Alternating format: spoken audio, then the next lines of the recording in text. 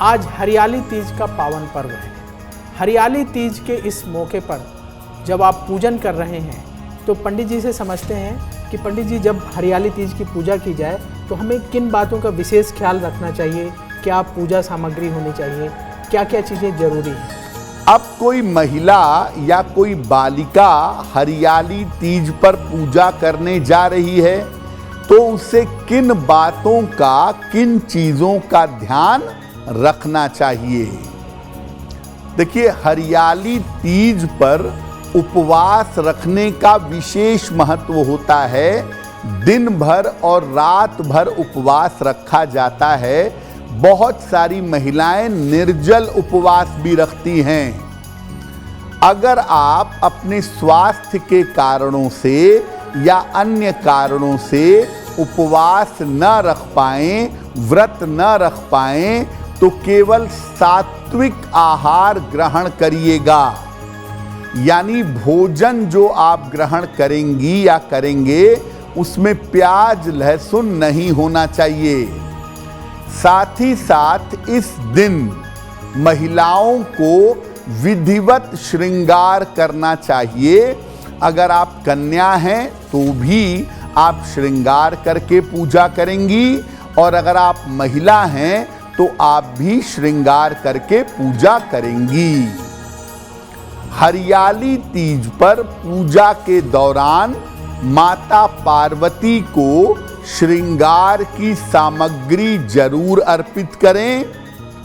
इसके बाद किसी सुहागन स्त्री को उस श्रृंगार की सामग्री को उपहार में दे देना चाहिए।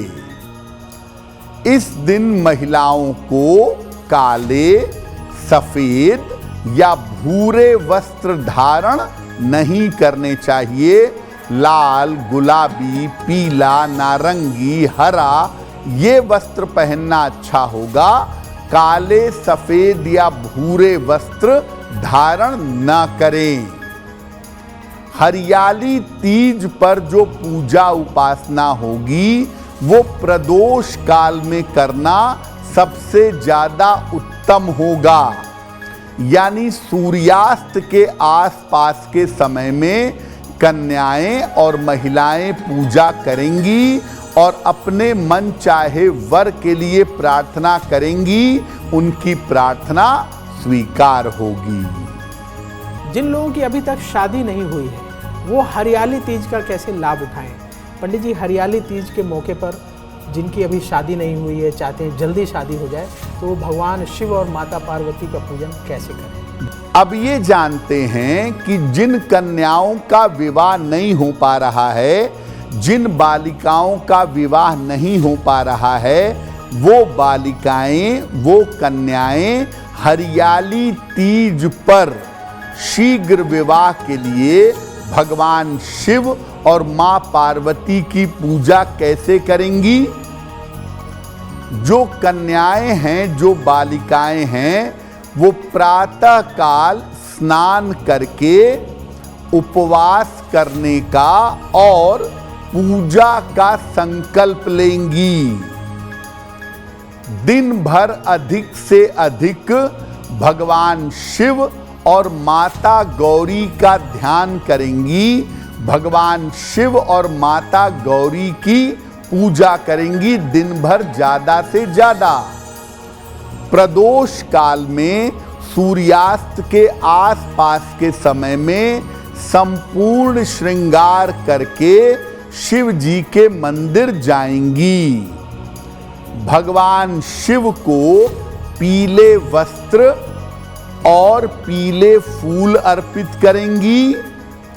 माता पार्वती को लाल वस्त्र और श्रृंगार की सामग्री अर्पित करेंगी।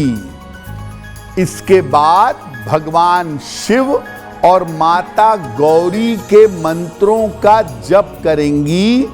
ओम उमा महेश्वराभ्याम नमः, ओम गौरी शंकराय नमः, ओम नमः पार्वती पतये। किसी भी मंत्र का जप करेंगी। उसके बाद मंदिर में एक घी का दीपक जला देंगी और भगवान शिव से और माता पार्वती से ये प्रार्थना करेंगी कि आप मुझे ऐसा वरदान दीजिए जिससे मेरा विवाह जल्दी से जल्दी हो सके। और इसके बाद जो श्रृंगार की सामग्री है वो किसी सुहागन स्त्री को दान कर देंगी। ये प्रयोग अगर बालिकाएं या कन्याएं हरियाली तीज पर यानी आज के दिन करती हैं तो उनका विवाह निश्चित रूप से जल्दी होगा। एस्ट्रो तक ऐप पर आपको मिलेगा भविष्य से जुड़े हर सवाल का जवाब।